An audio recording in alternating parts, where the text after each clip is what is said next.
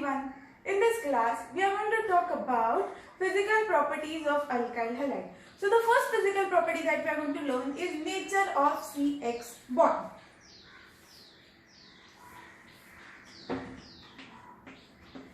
Where X represents different halogens like fluorine, chlorine, bromine and iodine. Now imagine that this carbon over here is sp3 hybrid. So there are 3 bonds around this carbon atom and one of the bond is made with one of the halogen. Now you all are aware that halogens are nothing but group 17 elements. Now as you go from left to right in the periodic table, that means as you go across the period, the size of the atom or the radius of the atom will go on decreasing, and as the size of the atom goes on decreasing, the electronegativity also goes on decreasing. So in the entire periodic table, group 17 elements which are halogens have highest electronegativities, or we can say in general halogens are more electronegative than carbon. So if something that is more electronegative has got more capacity to pull the electrons towards itself. So here there is a single bond between carbon and hydrogen, and every single bond is nothing but 2 electrons. So imagine that there are 2 electrons present between this carbon and halogen. Now halogen has got more, since it has got more electronegativity, it has got more capacity to pull the electron towards itself. So these electrons which are present in between carbon and halogen will be slightly shifted towards this halogen, because halogen pulls that electron in the covalent bond. So since the density of the electron, or since these electrons of the covalent bond shift slightly on the halogen will develop partial negative charge on itself, and carbon will develop partial positive charge on itself. So therefore such compounds which have got partial positive and negative charge due to difference in their electronegativities are called as polar compounds. So we can say that these alkyl halides are polar compounds. Now let us see what happens if we have different types of halogens. Instead of just writing X, now we will see each and every halogen. So there are 4 main halogens that we are going to study: fluorine, chlorine, bromine and iodine. So in group 17 element, the first element is fluorine, and as you go down the group, the elements are chlorine, bromine and iodine.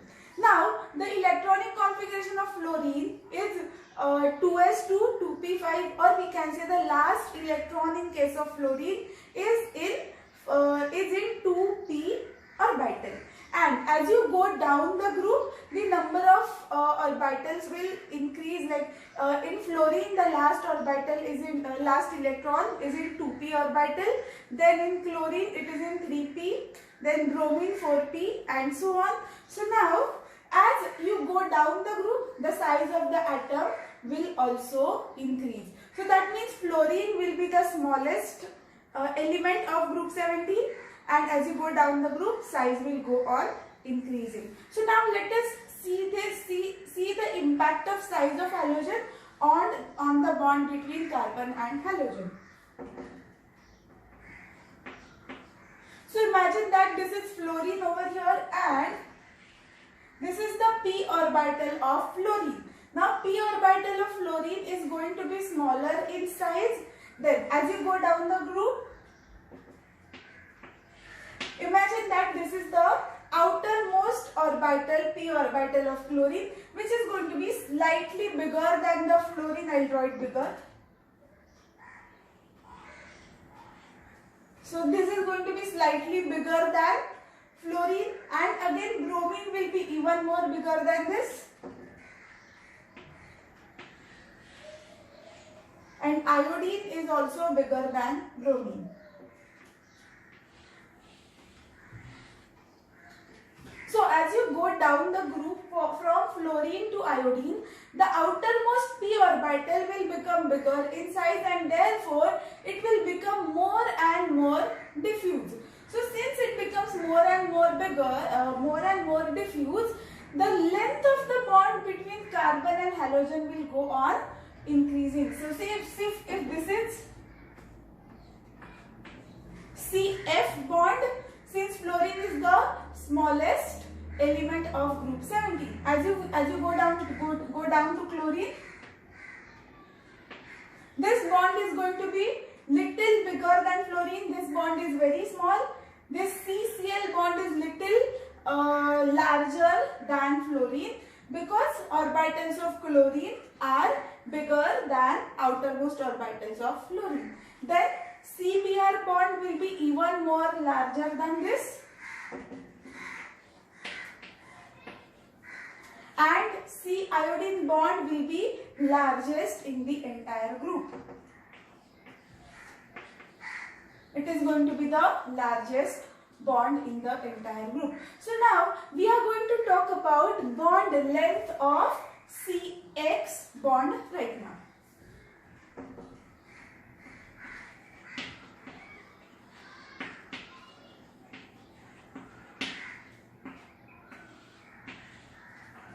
So just by looking at this representation, we can easily predict that as you go down the group from fluorine to iodine, size of the atom increases. Therefore, the bond length will also go on increasing. If we start with CF bond, it is going to be the smallest bond, and if we look at Ci bond, it is going to be the biggest bond. So we can represent it this way.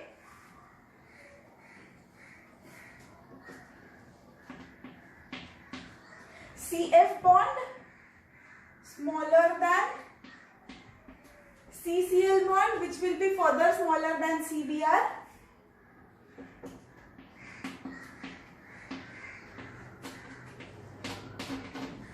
and Ci. So this represents CF, the smallest bond, and Ci as the largest bond.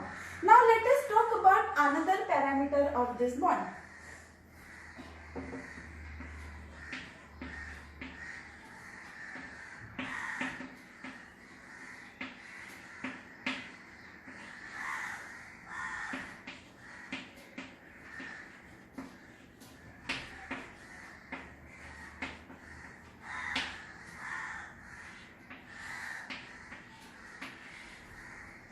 Bond strength and bond enthalpy. Now if you look at C and F bond, the two atoms, this carbon atom and fluorine atom, are very close to each other. But if you go to CCl bond, these two atoms are little away from each other. So something that is very close to each other will have a stronger bond. So therefore the bond between CF is going to be the strongest bond. And as you go down the group, the bond between Ci is going to be the weakest bond. Why? Because the distance between Ci, or we can say bond length of Ci, is largest. Therefore, this bond is going to be the weakest bond. You just imagine something that is very close to each other. So if it is very close to each other, it is going to be extremely strong. How do we decide if it is strong or weak? So something that requires, or something that can be easily broken, is always weak. Say like this, for example, this chalk. If I want to break this chalk, it is going to be easily broken. So I can say that this chalk is little weak. But if I want to break this blackboard, it is not so easy for me. So we can say this blackboard is a strong material. So similarly, CF bond is very close, like C and F are very close to each other. So it is going to be very difficult to break this bond. So since it is difficult to break this bond, it is going to be the strongest bond. Now as you go down the group from CF to Ci, the distance or bond length will go on increasing, and therefore breaking of this bond, Ci bond, is going to be very easy because C and I are already away from each other. So breaking this bond is going to be little easy. So therefore this bond, Ci bond, is going to be the weakest bond. So we can represent it this way. Bond strength. CF is the strongest bond, then CCl,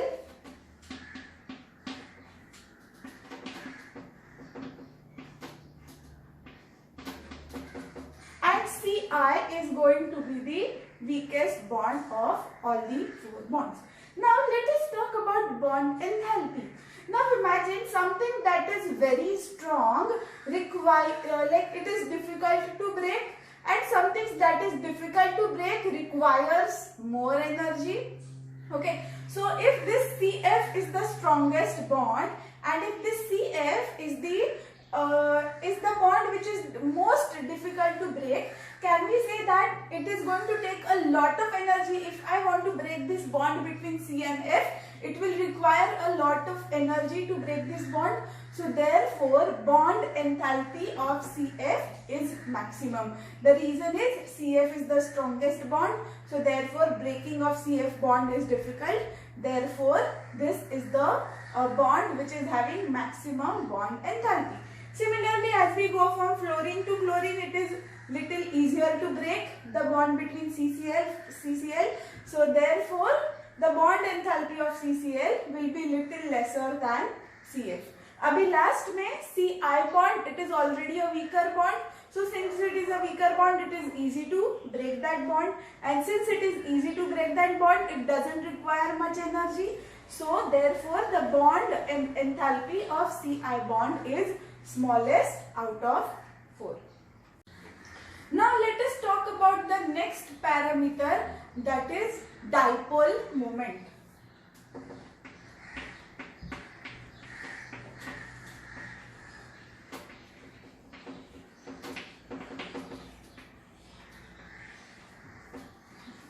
Now in group 17 elements, we know that as you go, like in any group, as you go down the group, the size of the atom or radius of the atom increases, and since radius of the atom increases, the electronegativity of that particular atom will go on decreasing. So as you go from top to bottom, that is down the group, fluorine is the first element, so fluorine will have maximum electronegativity. So fluorine over here in this group 17, we can write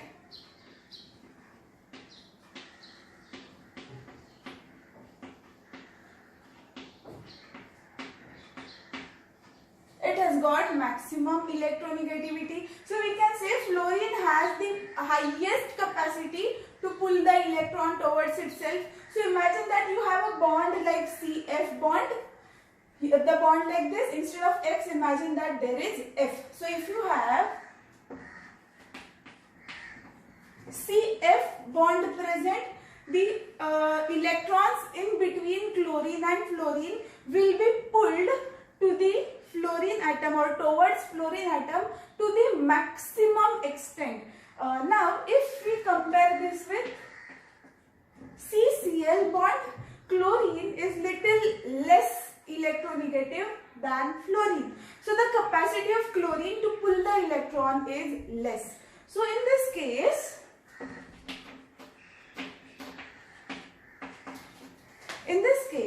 fluorine can pull the electrons to the maximum extent. All the electrons which are present over here will be shifted more towards fluorine. In case of iodine also, the electrons will be shifted towards iodine, but the extent is going to be little less. So can we say that fluorine being most electronegative, it will have the greater extent of positive and negative charges, separation of positive negative charges. In other words, we can say negative charge present on the fluorine will be more negative as compared to chlorine, because fluorine के पास बहुत ज़्यादा electron पुल हो चुके हैं, but chlorine के पास comparatively कम electron पुल हो गए, कम extent तक पुल हो गए. So we can say the charge separation in case of chlorine and fluorine is going to be maximum. So here I can write maximum charge separation.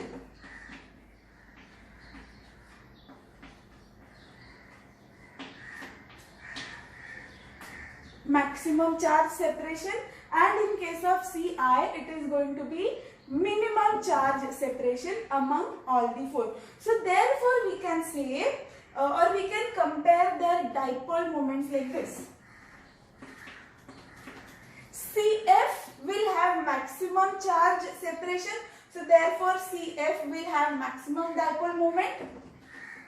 It will be like we can say CCl will have slightly lesser dipole moment, followed by CBr,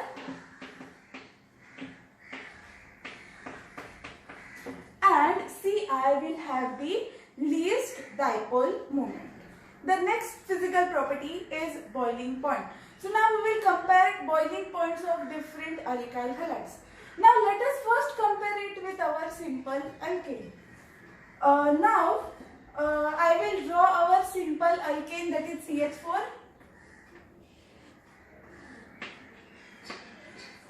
And now we will form another alkyl halide beginning with CH4. So what are we supposed to do? We will remove one hydrogen. So from CH4, if I remove one hydrogen, it will become CH3 and replace that hydrogen by halogen. So this is our regular alkane and this is alkyl halide. Any alkane and its respective alkyl halide. And now we will compare their boiling points. So to compare the boiling points, you will always need to remember these 2 points. The first point is more is the molar mass. More is the molar mass. More are van der Waals forces of attraction and more is the boiling point.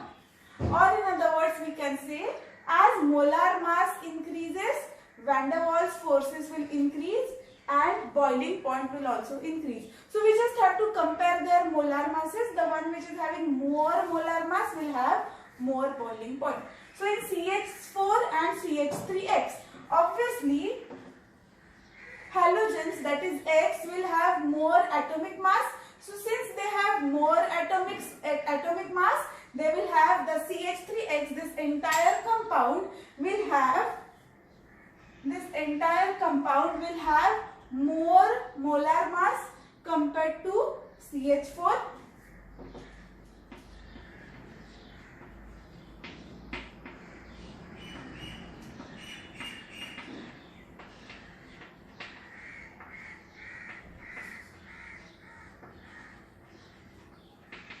And I have already told you more is the molar mass, more is the boiling point.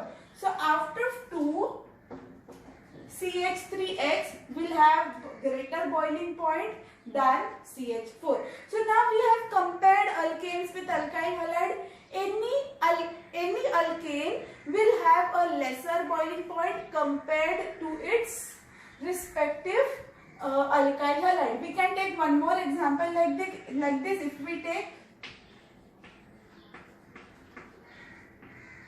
CH3 ethane, and starting with ethane, we will form one alkyl halide. So what are we supposed to do? Remove one hydrogen and replace it by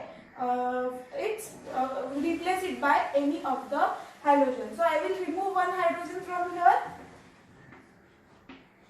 Now this CH3 after removal of one hydrogen will become CH3CH2 and we will replace this hydrogen by X. So here also CH3CH2 is common in both. What is different is here there is one hydrogen and here there is one halogen. Atomic mass of halogen is lower than hydrogen. So therefore this entire compound will have more molar mass than CH3 ethane. So therefore the boiling point of CH3CH2X will be more than CH3CH3. So any alkane, we can say any alkane like this will have a lower boiling point compared to its respective alkyl halide. Now let us compare alkyl halides with themselves with different halogens. So now if we take this CH3X as an example and take different halogens like fluorine, chlorine, bromine and iodine. So let us write them all.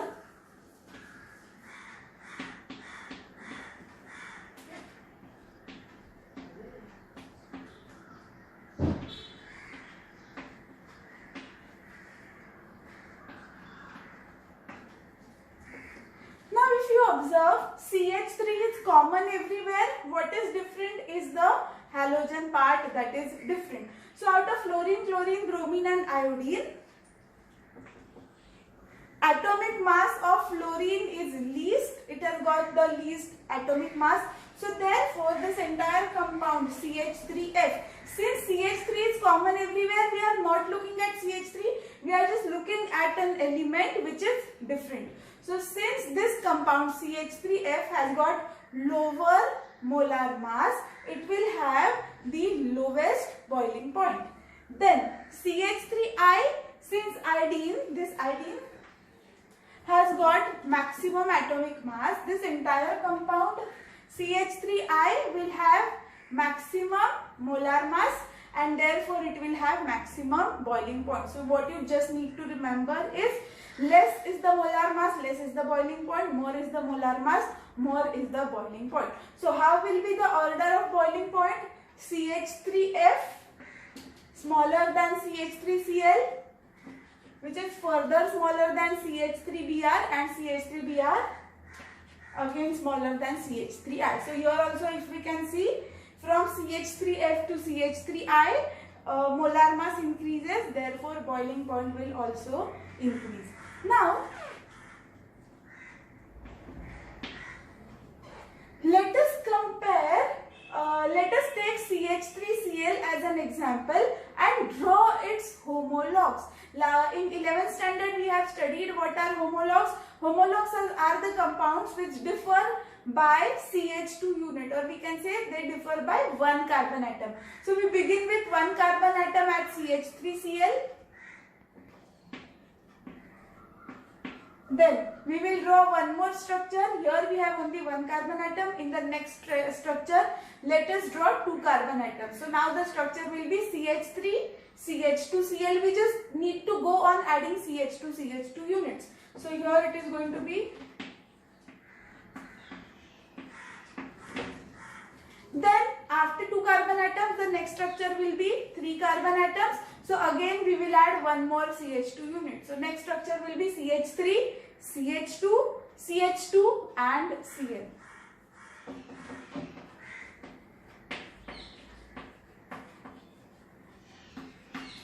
And so on, we can go on writing many such homologs till 4 carbon atoms, 5 carbon atoms, so on. So now if you observe, here there is only one carbon atom. Here there are 2 carbon atoms and 3 carbon atoms.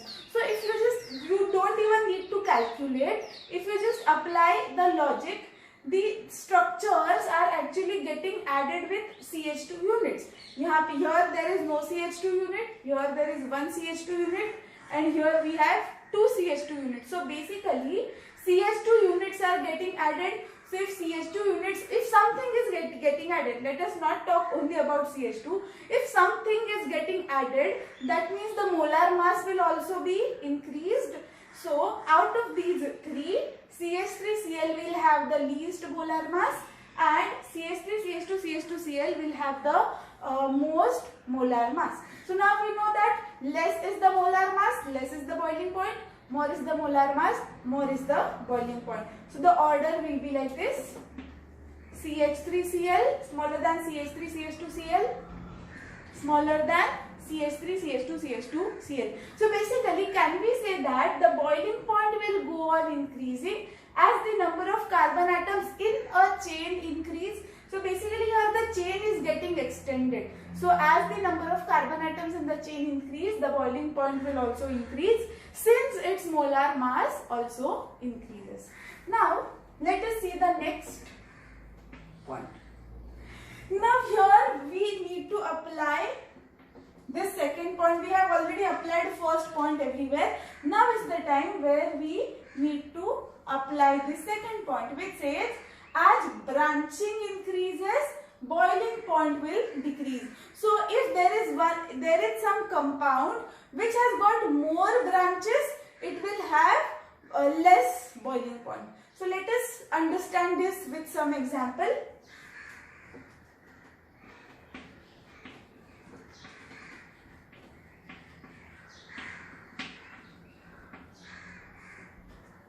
I have written CH3, CH2, CH2Br.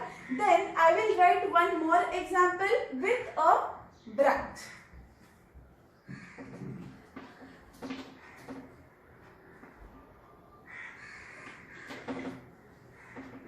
Okay. Let me change the example. Let me add one more CH2 unit here.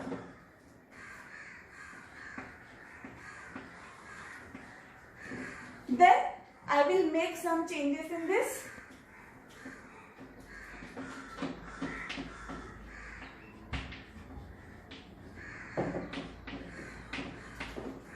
So what I have done over here is I have just changed the position of bromine. Here the bromine was present on this carbon, the first carbon. Here the bromine is present on second carbon. So in this case, actually the branching has not increased. The chain is same, 4 carbon atoms and 4 carbon atoms. Still, if we understand this as increase in branching, we can say there will be decrease in the boiling point. So the order of boiling point will be like this. Let us see this with one more example.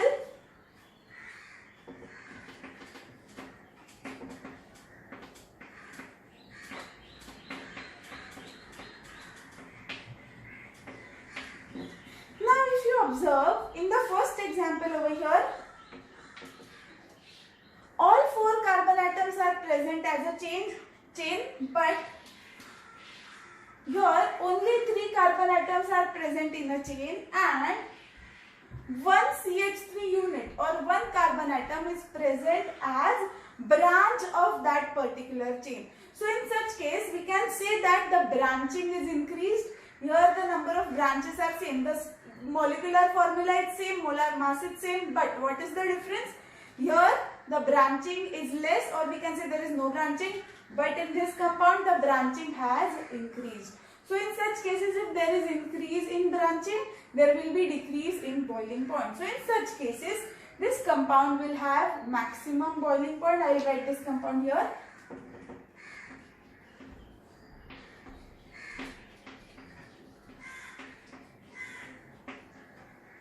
So the order will be like this, where the compound with no branches will have more boiling point. Compound with some branches, or we can say compound with more branches, will have less boiling point. The next physical properties of alkyl halides is solubility. So to understand the solubility, let us first draw the structure of alkyl halide as Rx. Now in the structure Rx, X is more electronegative than the carbon to which it is attached. So therefore, halogen will have partial negative charge and carbon of the alkyl group will have partial positive charge. Now let us look at the water also. In case of water, oxygen is more electronegative than hydrogen.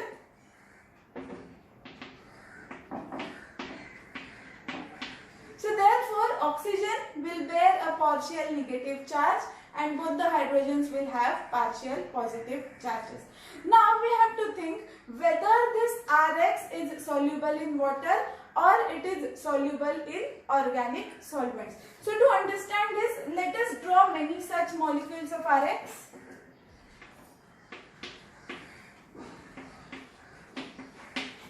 And I will draw one more molecule of H2O. Okay, so imagine that we are trying to dissolve this Rx in water so that Rx molecules and water molecules will mix with each other. Now there are two types of attractions that we have to consider. This is one molecule of alkyl halide. This is the second molecule of alkyl halide. Then the first type of attraction that we are supposed to consider is attraction between two or more alkyl halide molecules themselves. खुद के बीच में उनके जो attraction होगा, we will consider that attraction.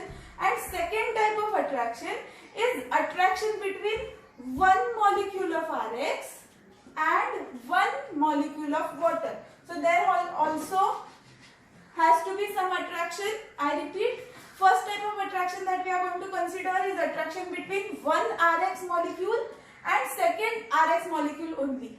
And the second type of attraction is attraction between Rx and H2O molecule. So this type of attraction, which is between two molecules of Rx, is, we can say, it is more stronger than the attraction between Rx and H2O. So now imagine if you take different molecules of alkyl halide and try to dissolve it in water, but उसमें तो कुछ attraction ही नहीं है, there is no, or we can say there is less attraction between alkyl halide and water molecules. So अगर attraction ही नहीं है तो mix भी नहीं होगा और dissolve भी नहीं होगा. So that is the reason these alkyl halides are insoluble in water.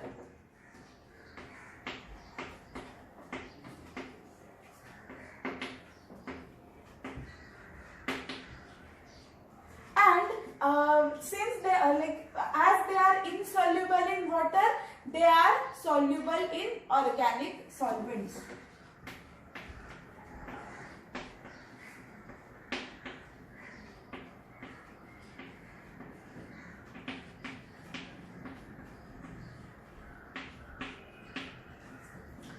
Now, same kind of behavior is shown by aryl halides also. So we can say alkyl halides as well as aryl halides, both are insoluble in water and are soluble in organic solvents. But there is a special type of property shown by alkyl halides. I have drawn certain structures of alkyl halides which are isomers of each other.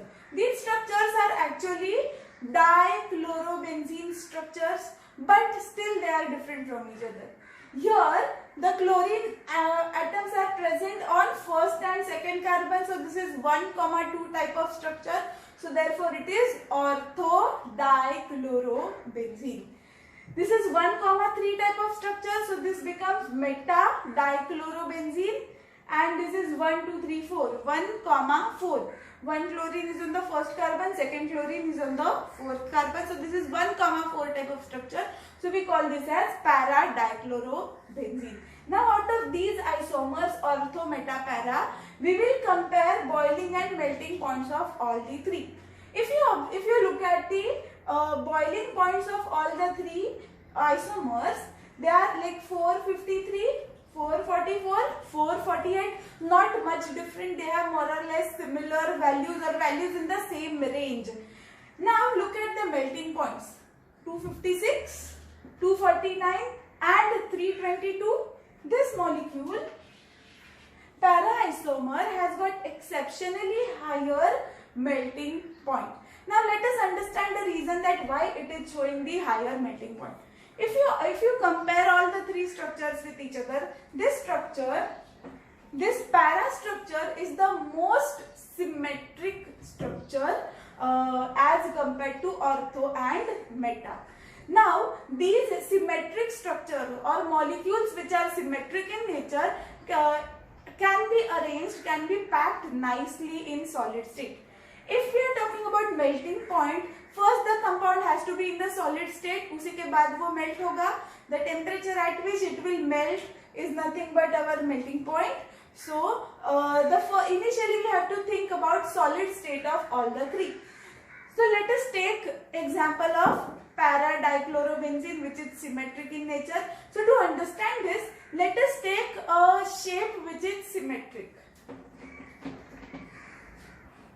I am taking square as the shape which is symmetric in nature, and imagine a molecule which is of this shape, and you have to arrange many such molecules in the solid state. In solid state, what do we have is all molecules are attached to each other, nicely packed with each other. The intermolecular distances are very less and forces of attractions are very small. So if you want to arrange many such squares to form a solid, we can easily and efficiently pack such square shapes with each other.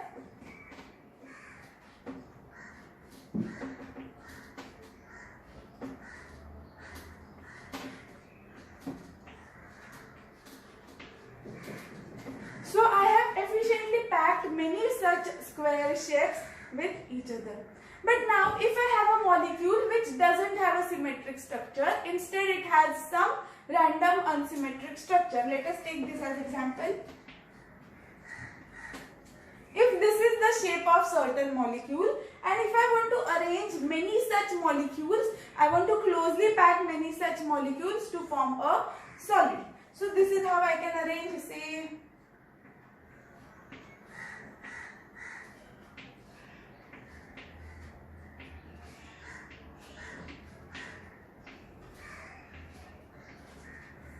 if I go on arranging something like this, then you can see this kind of arrangement is not so proper.